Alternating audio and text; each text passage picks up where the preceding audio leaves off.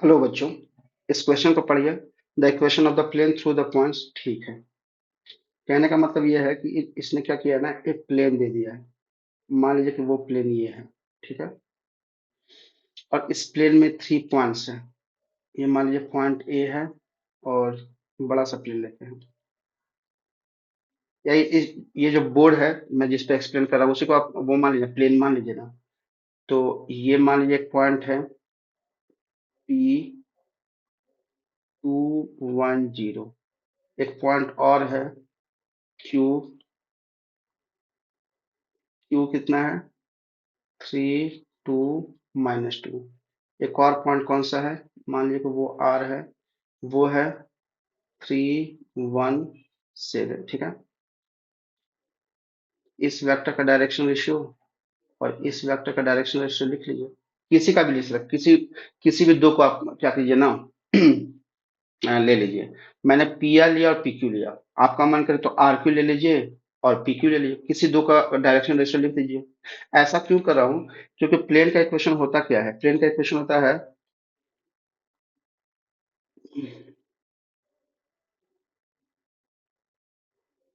यही तो प्लेन का इक्वेशन होता है, राइट? तो मुझे एक पॉइंट चाहिए जो उस प्लेन पर हो। वो पॉइंट का पोजीशन वेक्टर चाहिए, और एक ऐसा वेक्टर चाहिए जो उस प्लेन के परपेंडिकुलर हो। अगर उस प्लेन के परपेंडिकुलर एक वेक्टर मुझे मिल जाए और एक पॉइंट जो उस प्लेन पर लाई कर रहा हो, तो मैं प्लेन का इक्वेशन लिख सकता हूँ।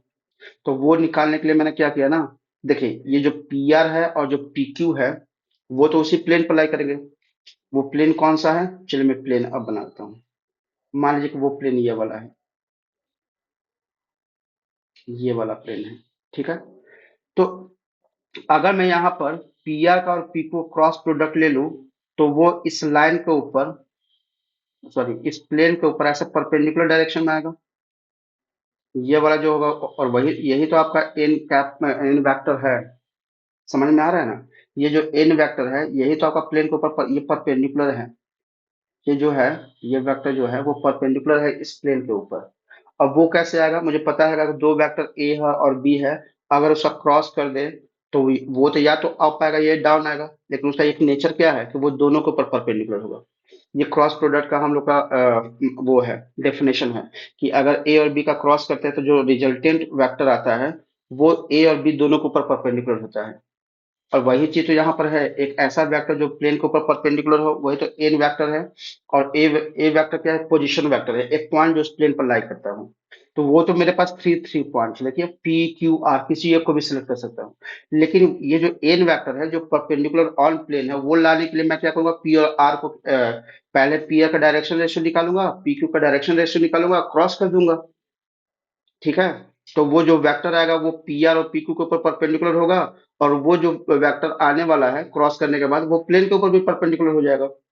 बस मेरा काम निकल जाएगा।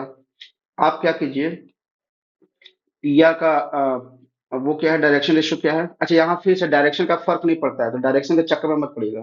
चुपचाप आप डायरेक्शन रेशियो लिख लीजिए। 3 - 2 1, 1 - 1 0, 7 - 0 7।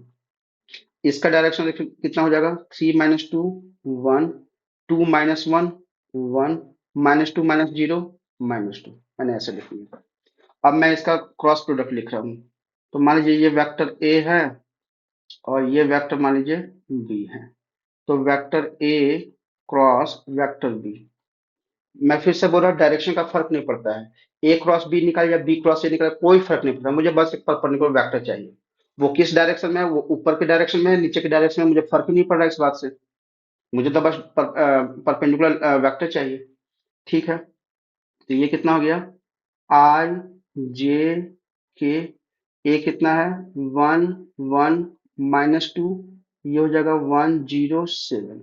ठीक है,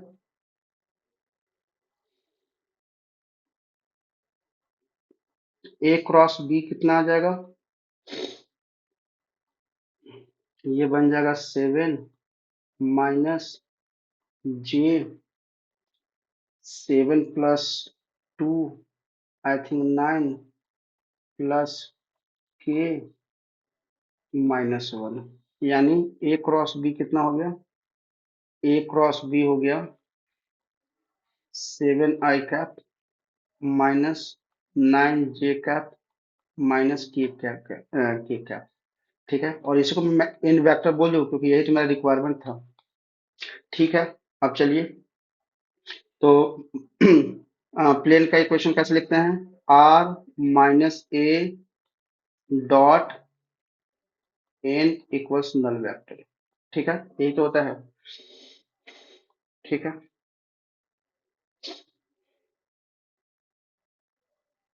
हम्म, ठीक। तो आर की जगह पर लोग क्या लिखेंगे?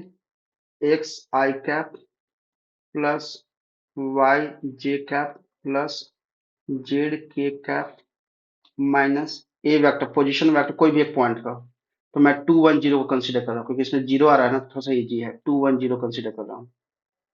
तो ये बन जाएगा 2 1 0, ये ब्रैकेट इक्वल, सॉरी, इसका डॉट प्रोडक्ट किसके साथ करना है? 7 - 9 - 1 के साथ, 7 - 9 - 1 के साथ।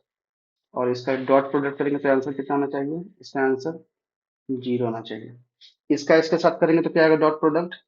7 का एक्स के साथ 7x plus 9y minus Z,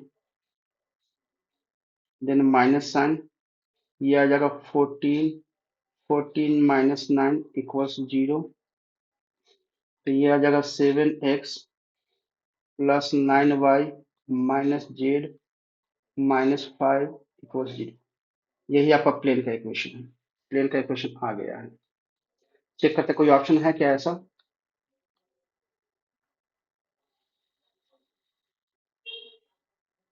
कितना है? 7 - 9 - 1 - 5। ऑप्शन नंबर सी 7 - 9 है ना? हम लोग का प्लस 9 क्यों आ रहा है? ओ सॉरी, यहाँ y का -9 के साथ करेंगे तो -9 आएगा ना। ये -9 आ जाएगा और ये -9। 7 - 9 - 1 - 5। 7 - 9 - 5 - 1 - 5, ठीक है। Option number C. I hope कि ये एक्सप्लेनेशन आप लोग को पसंद आएगा। तो प्लीज आप लोग से रिक्वेस्ट है, इस वीडियो को लाइक कीजिए, मेरे चैनल को सब्सक्राइब करिए और इस वीडियो को ज्यादा से ज्यादा शेयर कीजिए। ठीक है।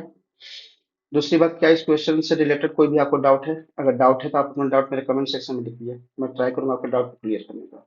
चलिए फिर नेक्स्ट क्वेश्चन में मिलते हैं।